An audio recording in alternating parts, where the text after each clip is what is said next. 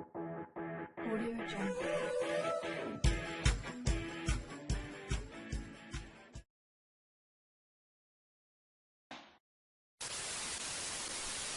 Alexandre já tá na sala, né? Já tá por aí, eu já vou te chamar, tá? Olá, Fábio, Olá, tudo tudo bom? bem? Tudo Como é bem, que está? Alexandre? Tudo bem, graças a Deus. E vamos conversar um pouquinho sobre finanças comportamentais, psicologia Então, econômica, neuroeconomia. O que a gente então, vai eu falar acho que é um hoje? assunto, eu acho que é um assunto bem interessante, né?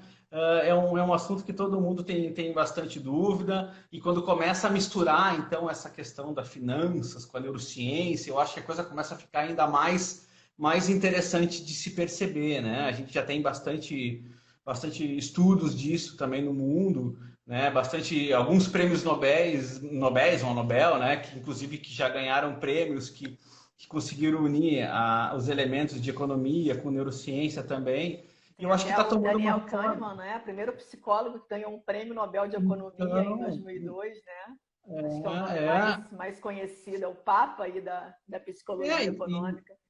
e eu acho que agora em 2017 ou 2018 foi o Tyler, né? O Richard Tyler É, também. Com a própria questão da economia comportamental, com a questão do nudge, né? Que é aquele empurrãozinho. Então, quer dizer, ele tá. Existem muitas demonstrações de que o ser humano ele não age por total racionalidade dentro das suas do seu comportamento, não existe um comportamento estritamente racional, né? E quando Eu a já gente escutei fala, falar, não sei se você concorda que você que é da área, mas já escutei falar que o nosso cérebro ele é burro, né? Ele tem bastante então, inteligência, mas o nosso cérebro ele não quer fazer coisas novas, então ele se recusa a mudar o comportamento, né? Então ele é burro nesse sentido. Não sei se você concorda. não, então vamos fazer o seguinte, vamos se apresentar, Fábio, tu se apresenta, e Sim, aí vamos. depois eu quero passar um recadinho antes e para falar o que que vai surgir depois dessa live, pode ser? Sim, ok. Ok. Tá, Bom, acho que o vamos pessoal lá. aqui já me conhece, né? Eu sou a Fabiana, trabalho com finanças desde 2015, mais ou menos. Foi quando eu me mudei e eu tenho formação na área de direito e era professora universitária também quando morava no Brasil, mas já estou há 11 anos na Europa. E depois que eu cheguei aqui, depois que passou aquele período que eu cheguei com uma bebê de 2 meses de idade, então, depois que passou aquele período de primeira infância, eu voltei à minha profissão, mas eu me direcionei para a área de finanças, que é algo que eu já falava um pouco em sala de aula e a parte que os alunos mostravam muito interesse. E como eu sempre gostei também, eu direcionei os meus estudos e a minha formação para a área de finanças. Então, desde 2015, que eu criei um Instagram, quando quase não existia perfil de finanças no Instagram, e dei uma parada com o Instagram, continuei trabalhando em consultoria, mas deixei o Instagram de lado durante um período e quando eu voltei para o Instagram, eu levei um susto da quantidade de perfil de educadores financeiros, de consultores que surgiram nesse período aí de 2 anos. Então, Que é bacana. isso. E você? Então, eu sou o Alexandre Rodrigues, eu trabalho com neurociência aplicada a negócios já há 8 anos, né, que eu já estou nessa área. Eu comecei com neuromarketing, Tá. e quando eu comecei com neuromarketing, eu tive, obviamente, que emergir nos campos da neurociência, né? Na verdade, a minha formação não é neurociência, mas eu acabei fazendo o doutorado aqui em Portugal, estou cursando o doutorado em cima de neurociência aplicada à gamificação. Uhum. Então, acaba entrando, obviamente, em cima disso, e a minha vida inteira acabou de 8 anos atrás para cá, emergindo muito forte na questão da neurociência, né? E assim a Uhum. gente começa a trabalhar as suas vertentes, porque uma coisa acaba puxando outra, né? Então eu já trabalho hoje com mais de 12 formações envolvendo neurociência, dentre elas a psicologia do consumo, né, que tem bastante relação com a questão da neuroeconomia também, Uhum. e é basicamente como o nosso cérebro compra, como o nosso cérebro aprende, como o nosso cérebro toma decisões, né? Então, são áreas que também, como você disse agora, as pessoas ficam extasiadas, assim, porque elas entram numa sala de aula para saber como é que vão vender mais e acabam se conhecendo. Eles, Exato. nossa, eu sou assim, nossa, eu faço isso, né? Porque somos humanos, né? Temos Porque a a mesma gente age anatomia. meio que no automático, né, Alexandre? A gente não racionaliza as nossas decisões, as nossas ações. A gente é meio que como deixa a vida me levar, né? Eu aprendi assim Exato. e vou agir dessa maneira aí até. Se não parar para racionalizar, para pensar no tipo de comportamento que a gente tem, a gente vai agir, entre aspas, aí, conforme a manada, né? Conforme todo mundo. Exato, Né? exato. Tem um professor de Harvard chamado Gerald Zaltman, que ele fez um estudo em cima dessa questão da racionalidade e ele descobriu que 95% do tempo nós andamos em piloto automático. Somente 5% do tempo nós exercemos a nossa atividade racional. Então eu digo que nós somos racionais eventualmente. E eu vou te dizer, tem dias que a gente não exerce a racionalidade, a gente vive exatamente no piloto automático, numa massa de hábitos e padrões. É o acordar, comer, trabalhar, chegar em casa, jantar, tomar um banho e dormir. E a Matrix. Esse padrão se repete, né? É a Matrix. E isso se repete até não por uma questão de preguiça ou por uma questão de postergar alguma coisa ou uma questão de não ter consciência, mas é uma questão de proteção cerebral mesmo. Porque, na verdade, o nosso cérebro precisa dos hábitos, precisa reconhecer padrões para acelerar o seu processamento. A cada segundo da nossa vida, a gente se depara com mais ou menos 11 milhões de estímulos ao nosso redor. E o nosso cérebro capta algo em torno de 40, para você ter uma ideia de proporção. Então, o que acontece? Imagina você tem 11 milhões de informação e você tem que viver com 40, que é o que o seu cérebro consegue manejar naquela questão de milésimos de segundo, né? De tantos estímulos que você tem. Então, o que acontece? Para que a gente consiga acelerar o processamento, ou seja, ao mesmo tempo que trabalha, atende um telefone, pensa no plano futuro, pensa no que aconteceu no passado, faz projeções, nós temos que mobilizar as funções prioritárias da nossa vida como hábitos. Então, por exemplo, se você for ver, quando você chega em casa, o que você faz? Você larga a chave de casa no mesmo lugar, você faz a sua mesma rotina. Se você larga a chave de casa, não é isso? Não tem que pensar. É uma economia. É um tipo de economia. Economiza energia. Se a gente tivesse que pensar todo segundo, tudo que a gente tem que fazer, a gente ficaria exausto em 2, 3 minutos do nosso dia. A gente dormiria 6 horas. Isso acontece muito comigo. Isso acontece muito porque bolsa de mulher, você sabe que existe tudo dentro da bolsa de mulher. Tem um Se shopping. Se eu não colocar a minha chave no lugar exato onde ela tem que ficar, isso me exausta de toda hora ter que procurar a chave porque ela está espalhada pela bolsa. E aí você tem que tirar tudo para poder achar a chave. E aí eu tento me controlar realmente para colocar a chave de carro no mesmo lugar, a chave da casa no mesmo lugar, para que me economize energia, para a gente não ter que ficar pensando numa coisa tão pequena. E isso a gente faz no nosso dia a dia, com tudo, não é? Por isso a gente gosta tanto da rotina. Não é? Com tudo. Não, inclusive tem 2 pontos bem interessantes aí, até para a gente puxar o nosso assunto mais tarde. O que acontece? Eu sempre peço para as pessoas fazerem um teste, tá? Por exemplo, quando você estava aprendendo a dirigir, tá? Você tinha 1 hora de autoescola, você saía exausto daquela aula, não saía? Porque você tinha que pensar tudo, como fazia, tira o pé da embreagem, põe a marcha, acelera. Muita atenção, né? Muita atenção. Então você se concentrava demais, você saía exausto. Agora não, você já habituou aquilo, ou seja, tá no aquela informação ela criou uma conexão neural muito forte, ao qual automaticamente o seu cérebro já puxa aquilo, então você conversa, você fala no telefone, você faz alguma coisa que tem que fazer dirigindo ao mesmo tempo, se maqueia e tal. Sim, sim. Ou seja, é o cérebro criando conexões neurais mais rígidas, de forma a fazer com que você faça mais coisas em menos tempo. A vantagem é que acelera seu desempenho. A desvantagem é que você acaba criando modelos mentais e formas de comportamento que é difícil mudar. Porque o cérebro já acabou padrão, né? Ele entra num padrão de funcionamento. Isso. E é isso que acontece com finanças, né? Você se acostuma a um comportamento financeiro que, para mudar esse comportamento, é preciso esforço, é preciso atenção plena, é preciso que você realmente racionalize aquela decisão que você precisa tomar ou aquela atitude que você precisa mudar, porque entra no automático. E assim, por exemplo, para mim, controlar finanças, organizar finanças, juntar, fazer minha economia, minha poupança todo mês, isso para mim já virou automático, porque eu já faço isso há bastante tempo. Né? Mas quando a gente pega, de repente, alguém que não tem esse costume, a mudança de atitude é muito complicada, é muito complexa, é muito dolorosa, né? Porque você precisa desaprender para poder aprender um novo procedimento. Né? E o desaprender é muito ruim. né? É muito custoso o desaprender, né? Exatamente. O desaprender é mais difícil do que aprender. Sim, Porque você tem que quebrar um paradigma, você tem que quebrar um modelo mental que já era funcional, porque na verdade você pode dizer assim, ó, não, mas não economizar, não juntar dinheiro, não conseguir pagar suas contas, isso não tem nada de saudável. Não biologicamente, mas para o cérebro sim. Quando você compra alguma coisa, você libera dopamina, independente se aquilo vai ser útil ou não. Depois existe um efeito psicológico que chama-se racionalização pós-compra. Que depois que você usou o produto, você percebe, nossa, isso aqui é inútil, eu não Para precisava ter que eu fui comprado. comprar, né? E aí eu vou te dar um exemplo hoje, né? Eu fui fazer minha sobrancelha, graças a Deus, e aí lá ela me usou um lapisinho que eu adorei. Eu falei, bom, eu vou comprar.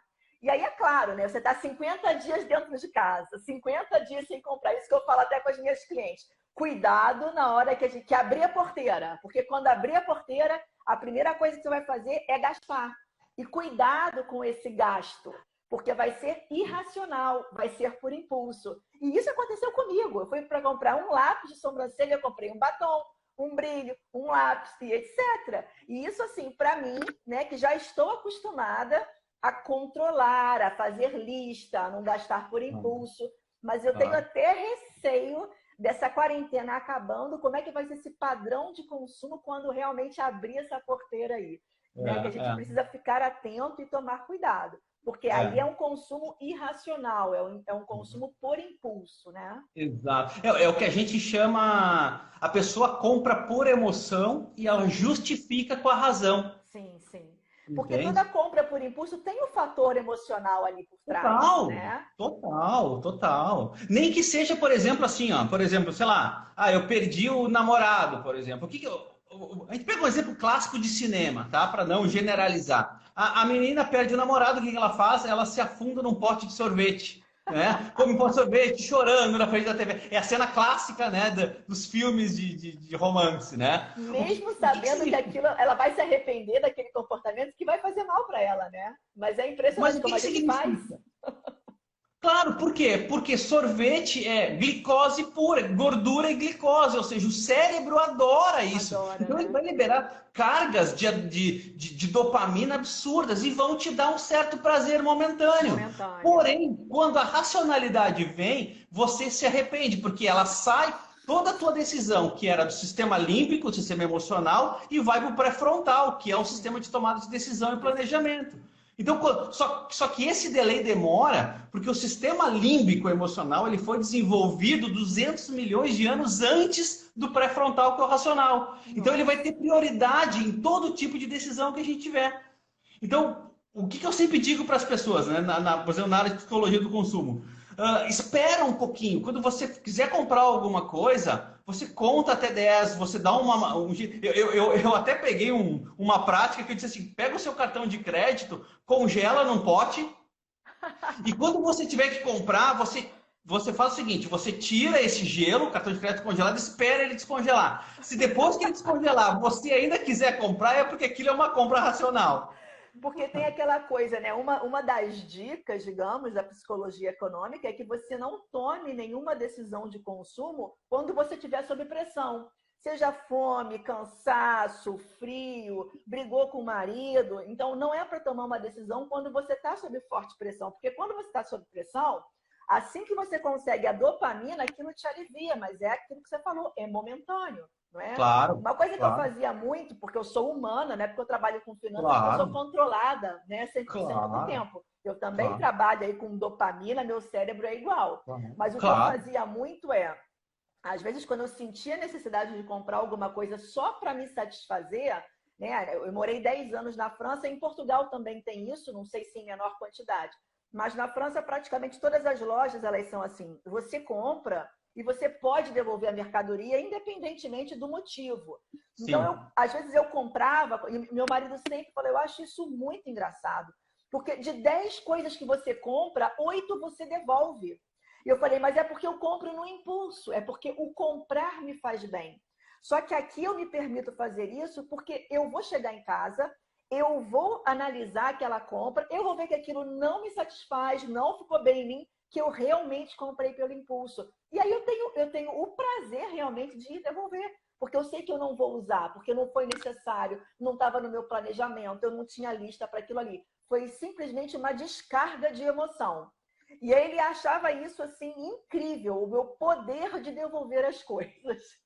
Mas sabe que essa questão do devolução, Fábio, isso é extremamente racional também. É um esforço e é uma manutenção que você tem que fazer no seu próprio comportamento. Porque o nosso cérebro ele não devolve nada. Sim. O nosso cérebro ele foi desenvolvido para que quando você tenha algo, aquilo se torne seu poder. Por isso que o poder do toque, quando a gente toca alguma coisa na loja, e a loja tem os mostruários para que você pegue, quando você pega, ele toma posse. Sim, sim. E ele não gosta de devolver. Por isso, o nosso cérebro ele é acumulador como de qualquer animal da natureza.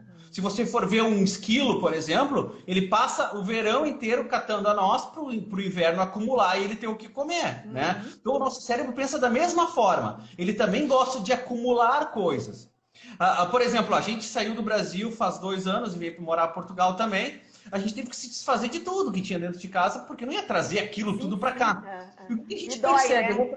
E dói um pouquinho, né? Sabe que dói, mas assim, ó, é um tipo de experiência que eu chamo, é uma experiência muito positiva. É um porque exercício você descobre... também, né? Dessa não, coisa de se desapegar, né? Porque você descobre que 80% do que você comprou, você não usa. Era desnecessário. Sabe? E aquele prato que você ganhou de casamento, mas que você não se desfaz porque, sei lá, aquilo tem um valor emocional, entendeu? Então, assim, é muito engraçado isso. E é até também uma super jogada de marketing do comércio, né? Permitir que você devolva, porque eles sabem que a maioria não devolve. Uma vez que você foi ao estabelecimento e adquiriu, você não devolve, não é? Claro. Então, assim, o que acontece? Ele está te dando a liberdade de devolver do tipo assim, é você que está sob controle, mas não é. Entendeu? Isso. Isso é jogada de marketing mesmo, né? Claro. E esse tipo de questão, ele é bastante relevante dentro dos nossos 2 temas, das nossas 2 expertises, na verdade, porque fez com que houvesse a desconstrução da economia clássica, do homem racional, dos axiomas, né, de todo aquele cálculo e planejamento do tipo assim, não, é assim que o cliente vai enxergar, consequentemente ele vai comprar. E o que começou a se perceber? Que não funcionava assim, que você podia ter o melhor preço, a melhor condição, mas o cliente não comprava, porque ele preferia comprar um outro que era mais caro, mas tinha uma cor que ele gostava, ou que todo mundo estava comprando aquele, então aquele deveria ser melhor, ou seja, começava a entrar elementos biológicos e comportamentais dentro de um processo de decisão financeira, que finanças ciências exatas, é comportamento puro, finanças é comportamento puro, né?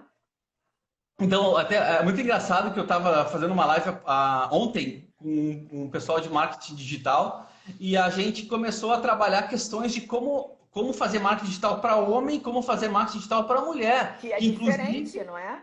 Porque o cérebro é completamente diferente. O homem, eu acho que ele compra muito como... É muito mais racional e a mulher... Por isso que a mulher precisa do detalhe. A mulher precisa ser conquistada para compra, porque a mulher age muito mais emocionalmente e o homem não. Tanto é, por exemplo, o meu marido, na hora de fazer compra, ele compra naquela loja e acabou, ele não precisa olhar nada. Ele vai lá, escolhe a camisa, escolhe a bermuda e acabou. Em uma loja, ele já sabe o que ele quer. Mulher não. Mulher, ela vai rodar o shopping inteiro porque ela quer novidade. Ela precisa ser conquistada, emocionalmente conquistada. Então, o padrão de compra para um e outro é realmente completamente diferente. Completamente diferente. E a própria abordagem financeira econômica, né? De como é que você vai usar isso para cada um. Por exemplo, o homem é muito mais focado na solução. Todo o bem, tudo que o homem compra é uma ferramenta para ele. Né? É uma ferramenta de sobrevivência, é uma ferramenta de caça, é uma ferramenta de reprodução. Assim o cérebro do homem pensa. A mulher, ela expande isso, porque como o homem era caçador e a mulher era coletora por milhares e milhares de anos, o cérebro ele não modificou anatomicamente, ainda que a anatomia do cérebro dos dois são um pouquinho ainda diferente, né? Mas a questão de prioridade, a mulher ela pensa muito mais no contexto. Então, se a mulher vai comprar um carro, ela pensa no futuro desse carro, ela pensa como a família vai se dar nesse carro, quem mais, se nascer um outro filho, como é que vai ser. Ela precisa de barra de proteção lateral, ela precisa de uma condição de segurança maior, ela precisa ter seguro. E se furar o pneu, onde é que fica o step, como eu troco, eu peço para alguém. O homem não, o homem quer potência e velocidade. Acabou. Ele não pensa Acabou. além Por quê? disso, né? Por quê? Porque imagina se ele vai bater corrida com um amigo e perde. Não pode acontecer. Imagina se um amigo chega com um carro melhor e aí ganha a gatinha que era dele. Isso não pode acontecer. Tá entendendo? Então, assim, ó, são requisitos diferentes, são tipos de vendas diferentes. Né? Então, para todo tipo de produto, existe um produto que pode ser para homem e mulher, mas eles têm que ser vendidos de maneiras diferentes. Né? Até a propaganda, até a maneira de apresentar o produto é de maneira diferente, não é isso? Exatamente, exatamente. Mas me diz uma coisa assim, por que é tão difícil fazer uma poupança, juntar um dinheiro? Por que a gente tem que fazer conta para conseguir comprar alguma coisa, né? Isso é interessante, né? Porque também não é muito racional, né? Não, porque, bom, primeiro que assim, o brasileiro, a gente já tem até uma diferença muito grande entre o brasileiro e o europeu. O europeu, ele é muito mais propenso a fazer uma poupança, ele é muito mais propenso a pensar no futuro do que o brasileiro. Mas isso também tem uma razão histórica, Alexandre, porque no Brasil, a gente viveu aí picos de inflação durante mais de 10 anos. A gente teve um mês de março de 85 que nós tivemos 80% de inflação. Então, assim, o que cabia na cabeça do brasileiro naquela época? Bom, não sei se você deve se lembrar disso, a gente deve regular um pouco a idade. Você ia no mercado de manhã para comprar 1 litro de leite, à tarde ele era outro preço e à noite ele era outro preço. Sim, então não fazia sentido montes. nenhum você guardar dinheiro, porque o teu dinheiro perdia um poder de compra com tanta velocidade que o que você fazia? Você ia para o mercado e fazia estoque. Aquilo ali iria te garantir. Então, o primeiro elemento de você não fazer poupança. Você faz poupança, você perde dinheiro por causa da inflação. Depois, você lembra na época do Plano Collor, que houve o congelamento das poupanças? O que ficou na cabeça do brasileiro? Quem guardou poupança foi o bobo. Porque eu que não tinha poupança nenhuma, eu me dei bem, eu não fiquei com o meu dinheiro retido. Então, essas coisas elas vão se acumulando. Outra coisa, quem tem dinheiro, quem guarda dinheiro, quem se precaver, e quando tem alguém, por exemplo, na família, alguém da família que sabe que você sempre guardou dinheiro, numa eventual necessidade, é a primeira pessoa a quem ele vai recorrer. E quando você diz não, você é tido como mesquinho, você é tido como mão de vaca, você é tido como uma pessoa que não quer ajudar. Então, tudo isso causou trauma na mente do brasileiro e, por isso, também, nunca houve o hábito da poupança. Por causa desse passado que a gente tem. A partir de 94, a gente teve o Plano Real, a questão da inflação ela se estabilizou, só que o hábito não foi adquirido. Por quê? Porque do Plano Real para cá, as pessoas que estavam vivendo naquela época, as pessoas da nossa geração, tinham ali pelo menos uns 20 anos de idade. Então, 20 anos já conviveram naquele período de hiperinflação. Então, você adquirir um hábito depois dos 18, depois dos 20 anos, é aquilo que a gente começou a live falando. É muito difícil, porque você teve 20 anos de vida que você agiu de uma maneira. E para mudar um comportamento é totalmente... Claro que não é impossível, mas precisa de treino, precisa de esforço, precisa de força de vontade. Então, daí vem também esse comportamento do brasileiro de gastar tudo que ganha. Porque tem essa coisa, vou juntar dinheiro para quê? Né? E é claro que a gente está falando isso é de maneira inconsciente. Claro. Inconscientemente vai ficar, por que eu vou juntar dinheiro? Qual é a necessidade de juntar dinheiro? Isso tudo vem de maneira inconsciente. E aí o comportamento ele vem ditando regra desde então. Né? A gente nunca teve uma moeda estável antes de 94. Então, realmente, exigir a poupança de um... E aí vem toda uma mudança de cultura. E aí passam-se gerações, que a gente não consegue mudar isso numa geração só, em 2 gerações. Né? Porque o meu pai fazia assim, meu avô fazia assim, por que eu vou fazer diferente? Então, assim, é bem aos pouquinhos, é através da educação, né, que a gente consegue mudar um pensamento, mudar um comportamento, mas é lento, realmente é bem lento. E hoje em dia, como a gente vê que existem muitos perfis, muitos canais de YouTube que falam sobre educação financeira, hoje o comportamento está começando a mudar. Quando você vê na Bolsa Brasileira, por exemplo, que tem mais de 1 milhão de CPFs, isso a gente atingiu essa marca no ano passado, isso para o Brasil é uma vitória. Só que no Brasil, 2% da população investe. Nos Estados Unidos são 60%.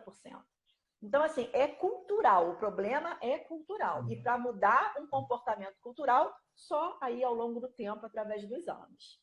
Sim, não, eu até puxei de propósito essa questão, né? Exatamente por isso, porque existem traumas. É mesmo um trauma e é mesmo um tipo de aprendizagem. Como é que o cérebro aprende, né? Ele aprende por estímulos externos que ele percebe. Então, o que acontece? Você está num ambiente X, você não pode ter um aprendizado Y, você vai ter aquele aprendizado X. A não ser que mais tarde, quando você tem a maturidade suficiente, você resolva perceber novos tipos de estímulos. Aí você tem que compreender isso, compreender o benefício, a solução que isso vai te trazer e, consequentemente, mudar o seu comportamento. Então, a mudança de comportamento é algo tão difícil de acontecer. Não, uma mudança de um hábito é tão difícil de acontecer, ainda mais quando você está no meio da manada. Né? Você sair do meio da manada, você ter um comportamento diferente do que todo mundo está fazendo, volta está fazendo é um risco absolutamente desnecessário para o nosso cérebro. Ou seja, você está saindo do grupo e tomando uma decisão sozinho. Então, até que você prove para as pessoas que você teve sucesso naquela decisão, isso leva anos. Né? Então, quer dizer... Em todos os sentidos, né? Porque, por exemplo, eu já fiz homeschooling com a minha filha até o ano passado. E todo mundo à nossa volta, todas as crianças à nossa volta iam ao colégio normalmente, né? Claro. Então, realmente, para que as pessoas à nossa volta entendessem o nosso comportamento, é claro que eu parei de explicar e eu não fazia questão de que as pessoas entendessem. Mas para entender o comportamento era difícil, justamente porque todo mundo vai para um lado e você vai para o lado contrário. Então, você está indo totalmente fora do bom senso, do senso comum, né? Daquilo que as pessoas fazem. E isso também acontece muito em finanças. Você aprender a se controlar financeiramente é você ir completamente diferente, para você ir para o outro lado daquilo que todo mundo faz. Porque o que todo mundo faz é gastar tudo que ganha, é entrar no cheque especial, é parcelar cartão de crédito, é pagar no rotativo. Esse é o comportamento normal do brasileiro, principalmente. E você agir diferente disso, você tem um... Não vou chamar de preconceito, mas você tem aquele preconceito de quem está à tua volta de não entender o teu comportamento. E o ser humano não gosta de ser diferente. O ser humano, principalmente no adolescente, o adolescente ele gosta de estar no grupo, né? E o ser humano continua com essa coisa de gostar de estar no grupo, de gostar de estar inserido numa sociedade e agir igual todo mundo age. Por isso que eu acho que é tão difícil também. Não, e até porque o nosso cérebro ele foi desenvolvido para socializar. Para socializar, né? Exato. A verdade é que há 200 mil anos atrás, ninguém vivia sozinho. Sim, impossível, você não sobreviveria sozinho. Você precisava do grupo para poder caçar, para fazer, por exemplo, um homem para fazer uma armadilha, para caçar um animal maior. Caso contrário, a gente corre menos que um predador, a gente é menor que um predador, a gente nada menos que um predador, a gente não voa. Então, quer dizer, sem a comunidade, sem o grupo, nós não sobreviveríamos. Então, o nosso cérebro ele faz o quê? Ele sente todo o tipo de dor possível para que você se socialize. Então, o nosso cérebro está confortável na socialização. Sim. E para fazer parte de um grupo, você tem que parecer com esse grupo. Sim, sim. Tem um filme muito interessante, que até foi uma pesquisa do Martin Lindstrom, não sei se você já viu, que é do Marketing Invisível. Não, que vou até anotar, não vi. Como é que é o nome do filme? Amor por Contrato. Não sei se você já viu esse filme. Não vi. Esse filme, Amor por Contrato, ele foi baseado em cima de uma pesquisa do Martin Lindstrom, que ele chama de marketing invisível. Tá. O marketing invisível ele faz o seguinte, ele contrata uma família, uma mãe, um pai e um filho e uma filha, se muda para uma casa onde é lotada de câmeras essa casa. E eles demonstram para essa sociedade nova uma vida extremamente feliz, rica e cheia de alegrias e felicidades. Eles são atores, tá? E eles começam a trabalhar com influenciando essas pessoas. Então eles convidam as pessoas para jantar na casa deles, os vizinhos, e começam a mostrar produtos que eles têm. E o que começa a acontecer a partir daí? As pessoas começam a consumir aqueles produtos que eles indicavam. Então a gente começa a perceber que a questão da socialização ela é extremamente relevante quando se quer vender alguma coisa. Então, o que as empresas começam a sacar? Eu vou começar a botar esses produtos em quem influencia pessoas.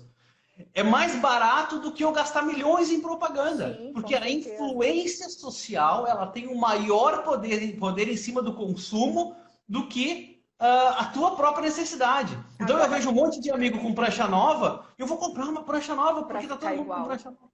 Agora, por exemplo, uma das jogadas de marketing assim, mais agressivas que eu vi nos últimos tempos é a questão do unboxing, daquelas Uhum. crianças abrindo os brinquedos no YouTube.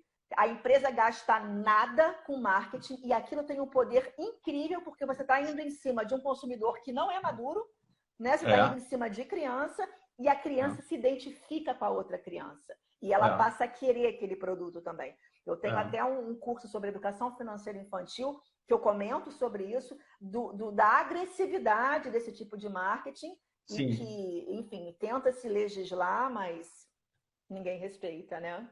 Sim, sim. Não, o assédio infantil é absurdo, é É absurdo. Em absurdo, matéria de né? marketing é absurdo. Não, inclusive embalagem, se você for perceber bem, no curso de psicologia, de marketing sensorial, eu trabalho em embalagens, para você ter uma ideia. Então, por exemplo, uma embalagem Que de um associa um sucrilhos Kellogg. personagem, né? Um Não, super-herói. não, para você ter uma ideia, a embalagem do sucrilhos Kellogg, o leãozinho, aquela, ele tá olhando para baixo. Porque a criança olha ele de cima para baixo e ele olha para ela. Gente, Então, quer dizer, nós somos completamente atraídos por algo que nos olha. Até porque é, se eu estou te olhando, alguma coisa eu quero contigo. Então, quer dizer, eu quero olhar essa pessoa, o que está acontecendo. Então, quando ele olha para a criança, ele chama o olhar da criança para a embalagem. Então, existe toda uma questão sensorial que envolve, inclusive, toda a linha de marcas e produtos, né? O curso, inclusive, se chama Marketing Sensorial, o segredo por trás das coisas que compramos. Então, para ver como o mercado já projeta produtos e serviços em cima de marketing sensorial, em sim, cima de sim. tato, gustação, visão. Né? Então, assim, é um assédio absurdo. Então, o que eu digo para as pessoas? Elas me perguntaram, professor, então como é que eu consigo manejar isso? Como é que eu consigo desviar isso e tal? Eu digo, primeiro estudando, Só primeiro conhecendo. sabendo, Só conhecendo. sabendo as abordagens. Você conhece E aquele livro da segundo, Arte da Persuasão? sim, sim, sim, Tá sim. ali na minha mesinha de cabeceira. É excelente, porque Sim, ali você sim. consegue perceber como que te vendem um produto sem você nunca ter prestado atenção naquelas técnicas, porque são Claro. técnicas e você que é de fora do mercado você não conhece. Mas é impressionante as técnicas que se usam para poder vender. Como o É marketing é impressionante. agressivo e ao mesmo tempo ele é sensível, né? Porque o Sim, consumidor ele não percebe. E aí cai sim, nas sim. pegadinhas, é impressionante. Sim, não, é o vender sem querer vender. Exatamente, Né? exatamente. Então, o que acontece? Você vai sendo atraído biologicamente para aquilo. É como se você fosse fazer compras num supermercado com fome e sem fome. Sim, A relação é completamente diferente do que você traz. é, é. Né? É a questão da Então, sensação que você diz, né? E é daí que por isso que existe, né, a máxima da psicologia econômica que diz para você não tomar uma decisão quando você estiver sob pressão. Fome, claro, frio, briga, chateação, irritação, né? Porque a claro. decisão certamente não vai ser errada. E você falou também, mais para lá para trás, que existe a questão, a nossa decisão e planejamento está aqui no pré-frontal, não é isso? Exato. Como existe alguma técnica para fazer com que esse planejamento e essa tomada de decisão ela se apure mais, sem que a gente Claro. consiga se deixar levar aí por comportamentos já habituais? Existem formas da gente conseguir prestar mais atenção propositalmente, né? Para quem as pessoas têm muita dificuldade em relação a isso, como fazer? Tá, o que acontece, tá? O nosso cérebro ele foi construído em três camadas separadas que foram se unindo ao longo do tempo, tá? Por exemplo, há 550 milhões de anos atrás, nós tínhamos o que a gente chama de cérebro reptiliano, que era basicamente aqui, ó, eu tenho um modelinho aqui, ó, para mostrar para vocês. Aqui a gente tem, né? Esse cérebro, na verdade, ele é assim, tá? O cérebro seria assim. Aqui embaixo a gente tem o que a gente chama de o cordão espinhal, tá? A Tá, medula. E tá. essa parte daqui, deixa eu tirar aqui para vocês. Essa parte daqui Isso aqui é o tronco cerebral, tá? Isso aqui é basicamente o que a gente chama de cérebro reptiliano. Ele cuida de todas as funções vitais do corpo, ou seja, fome, sexo, sobrevivência, piscar de olhos, digestão, salivação, tudo que é autônomo, você não precisa pensar, batimento cardíaco, tá? Respiração. Então o que acontece? Esse tipo de decisão para o nosso cérebro, ele vai ter prioridade sobre qualquer coisa. Então, antes de qualquer coisa, você vai dar conta das funções reptilianas. Ou seja, se você está com fome... de sobrevivência, digamos isso. assim. Se né? você está com fome, você não raciocina, tá?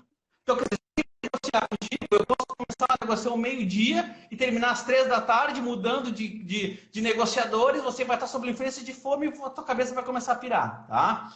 A partir daí, há 200 milhões de anos, a gente tem o que a gente desenvolveu como cérebro, sistema límbico. O sistema límbico emocional nasceu com os primeiros mamíferos. Ou seja, um cachorrinho, ele consegue ter uma certa relação de sentimento com você. Um crocodilo, não. Tá? Então, o que acontece? O sistema límbico, ele trabalha com toda a relação emocional. Se eu amo alguma coisa, se eu rejeito, se eu tenho nojo, se eu tenho raiva, se eu fico feliz, se eu fico surpreso com algo. Então, isso se dá no sistema límbico. E, por último, há somente 200 mil anos atrás, a gente criou o neocórtex, que é essa parte de fora. Então, toda essa parte de fora aqui, que inclui o pré-frontal. Ou seja, a última decisão vai ser do pré-frontal. Então, quando você decide por impulso alguma coisa, provavelmente não é o pré-frontal que está sendo ativado. É o sistema límbico, é o emocional, tá? Você está fazendo aquilo por algum motivo emocional. Porque vai te fazer feliz, porque você vai ter prazer, porque você vai ter mais conforto, vai gerar segurança ou acabar com a sua fome ou alguma coisa nesse sentido, tá? O que eu digo para as pessoas? Para que você consiga trazer qualquer tipo de informação para o pré-frontal que foi desenvolvido depois, você tem que tomar a racionalização daquilo, você tem que tomar a consciência daquilo. Como que se toma consciência de algo? Tangibilizando isso. Tá? A gente faz como a gente faz com tato. Se eu falar para você sobre um funil, você tem o modelo mental do funil, mas você só acredita no funil quando você toca nele. Ah, agora sim, eu toquei. A criança faz isso, ela põe as coisas na boca, porque nós temos um sensorial na boca muito forte. Então ela consegue montar o modelo mental daquele material, daquela textura, daquela coisa na boca. E a gente também... Você falou, por isso que as lojas permitem aqui aquela área de amostragem, para tocar, para sentir, não é isso? Claro, aí quando você sente, você internaliza. Agora, pum, tangibilizou, aquilo existe, entendeu? Eu toquei. Então, a mesma coisa, por exemplo, numa compra. Então, o que eu sugiro para as pessoas? Planilhem a sua vida financeira. Planilhe a sua vida financeira e coloca ali tantos por cento eu quero gastar nisso, tantos por cento eu quero gastar nisso. E o que você for gastando, você vai colocando nessa planilha e vai baixando o valor de cada situação, entendeu? Quando você consegue tangibilizar isso, quando você consegue ter a consciência disso, você consegue ter uma ferramenta que te ajude a conter os seus instintos. E por isso também, Alexandre, quando você fala em tangibilização, é por isso que a gente sempre relaciona o ato da poupança com a realização de um objetivo. Porque ninguém guarda dinheiro por guardar. Você guarda dinheiro para quê? Porque você quer viajar, porque você quer casar, porque você quer comprar a tua casa, você quer comprar um carro, você quer mandar o teu filho para fazer intercâmbio. É isso aqui que vai te motivar para poder guardar dinheiro. Não é guardar dinheiro porque eu quero ter 1 milhão no banco. Ter 1 milhão no banco para quê? Por isso que não existe a motivação para a poupança. Quando você tangibiliza o que o dinheiro pode te proporcionar, aí fica mais fácil, porque você tem aí algo de material. O teu dinheiro vai ser usado para realizar aquilo ali. Então aí sim, você tem um objetivo para poder poupar. E aí sim eu consigo colocar isso numa planilha e ali através do planejamento eu vou ticando o que foi gasto e eu vou ali dentro da minha meta sabendo o quão mais próximo eu estou da realização daquele sonho. É a questão da tangibilização. Isso é tão interessante. Foi feita uma pesquisa onde 2 grupos de pessoas tinham que juntar uma determinada quantia em dinheiro, tá?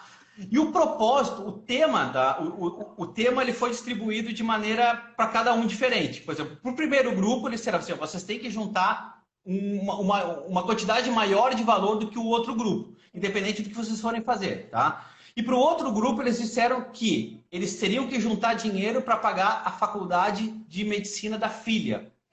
Então, já tinham propósitos diferentes. No primeiro grupo, eles deram um envelope pardo para eles colocarem o dinheiro. E no segundo grupo, eles deram um envelope pardo com a foto da filha médica. Qual grupo juntou mais dinheiro? É claro que é o que tem a foto. Por isso que a gente fala aqui do quadro dos sonhos. Coloca a foto de onde você... Coloca a tua foto lá, faz uma vontade da praia que você quer estar.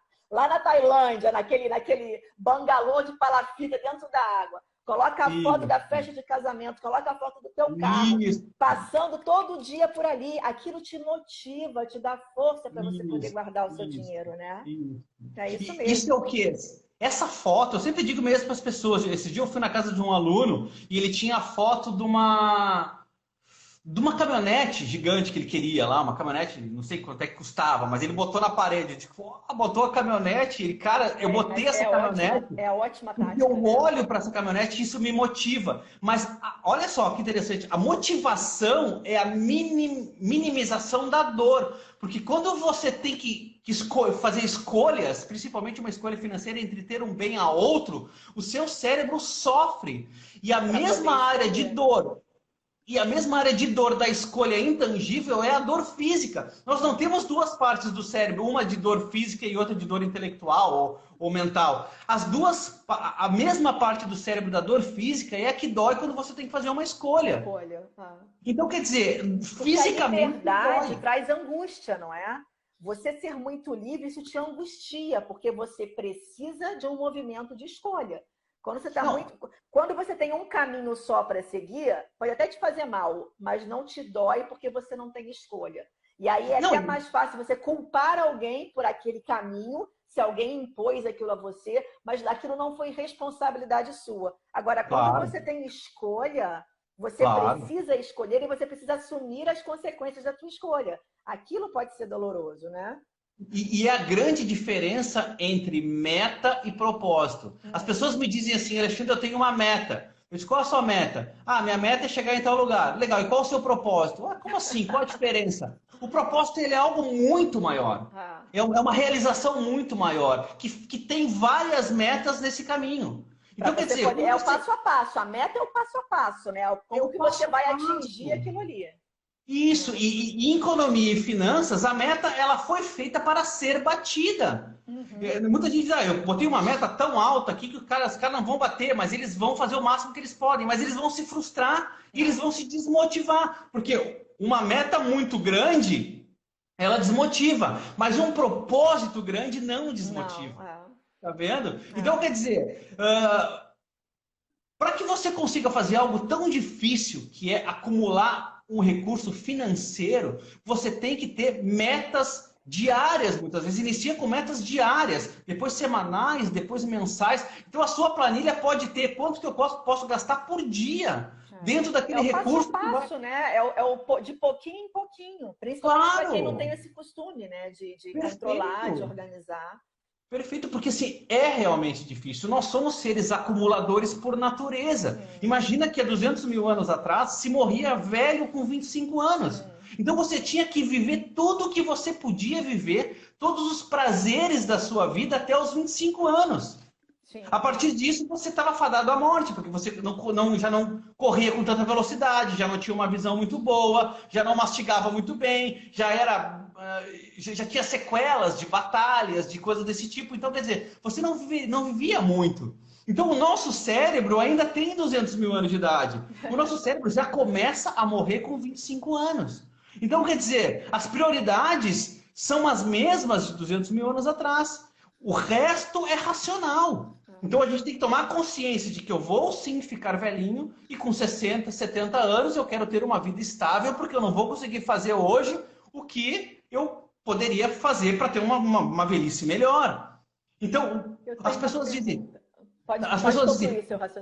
As pessoas dizem, mas a minha juventude eu tenho que curtir, eu tenho que aproveitar. Você tem que aproveitar a juventude para fazer a velhice. Exato. Que você vai ter a mesma saúde de novo, só que com dinheiro para aproveitar dinheiro, esse tempo. né? Exatamente. Claro. A poupança nada mais é você abrir mão de uma coisa hoje para você obter um benefício maior no futuro, né? Exato. O problema é que a gente é muito imediatista, a gente quer tudo para ontem, não é isso? Eu tenho uma pergunta para te fazer em relação ao hábito, né? Você que trabalha com neurociências, aquele livro muito famoso da capinha amarela, O Poder do Hábito, né? Que fala lá que a aquisição de um hábito se dá em 21 dias. Para mim, isso não funciona. Um hábito, eu não consigo adquirir um hábito em 21 dias. O que você pensa sobre isso? Não, cada pessoa tem o seu tempo, tá? O que eu digo? O que eu digo para as pessoas? As pessoas, eu vou fazer isso em 21 dias. Não, o hábito não funciona assim. Mesmo Charles Duhigg, que escreveu o livro, ele não diz isso, tá? O que ele diz? Ele diz que o nosso cérebro tem um gatilho.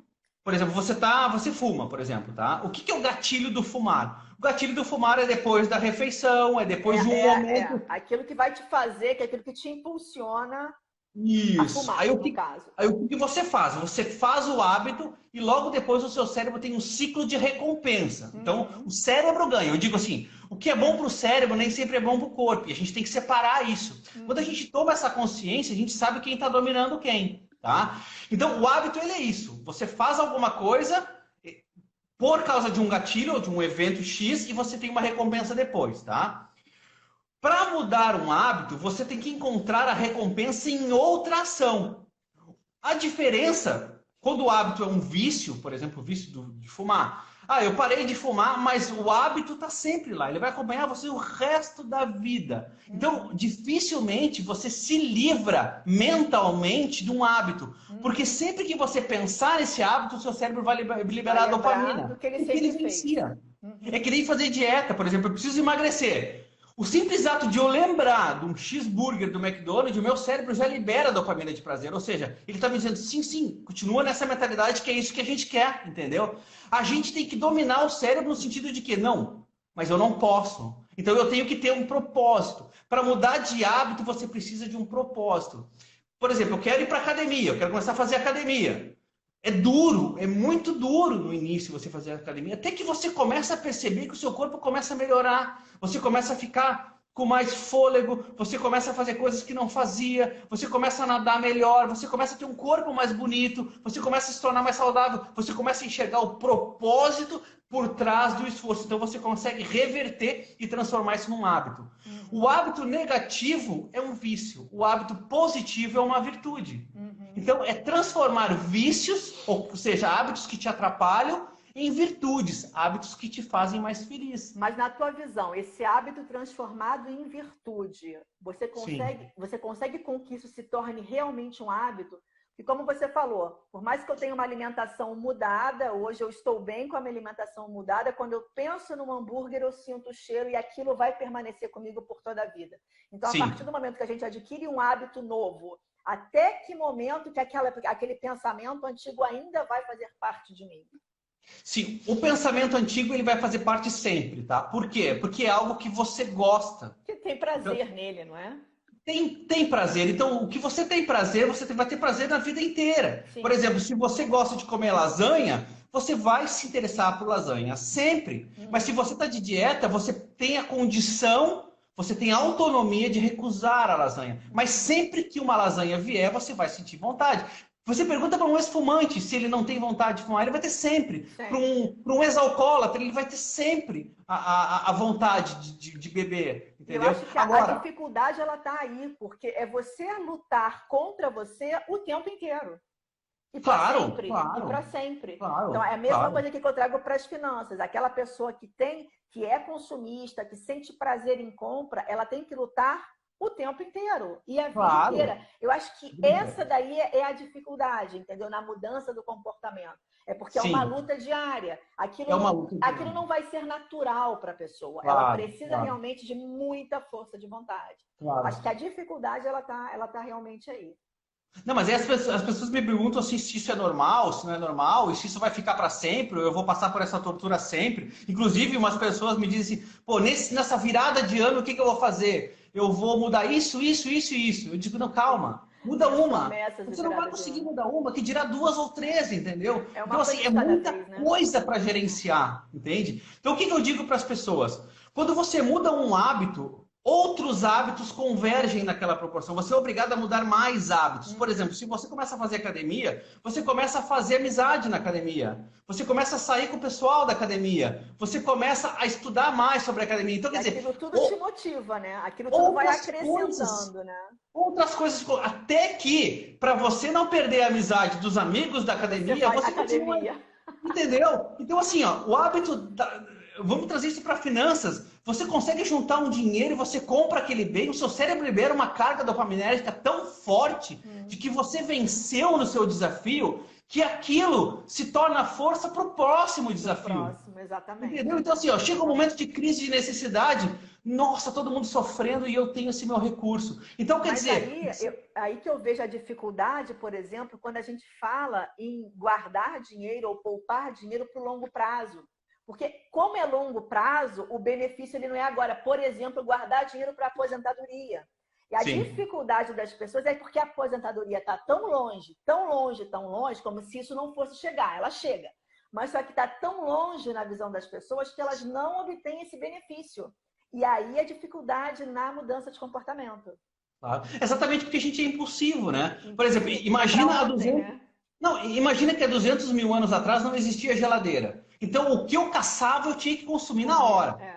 Senão apodrecia, entendeu? Então, o que acontece? A gente nunca foi treinado ou desenvolvido para poupar alguma coisa. Para guardar, para esperar, não é isso? Não, porque assim, ó, amanhã eu poderia morrer amanhã, poderia alguém invade a minha vila e eu morro, entendeu? Então, ou um animal me mata, ou eu morro na guerra, ou eu morro caçando. Então, assim, a vida ela era muito cheia de intempéries. Então, o nosso cérebro ele é preparado para intempérie, ou seja, ele é preparado para coisa ruim, ele é preparado para... Então, quer dizer, se eu morrer, eu não vou aproveitar nada disso, eu tenho que aproveitar agora, entendeu? Inclusive, eu tenho clientes com esse, né, que chegaram até mim com esse tipo de pensamento, e a pergunta que se faz é o seguinte: e se você não morrer? Ah, se eu morrer amanhã, eu preciso aproveitar o dia. E se você não morrer? Porque existem duas possibilidades: você morrer ou não. O que você vai fazer se isso não acontecer? Né? E é aquela questão da previsibilidade, do aguardar, do pensar mais para frente, mas realmente requer força de vontade.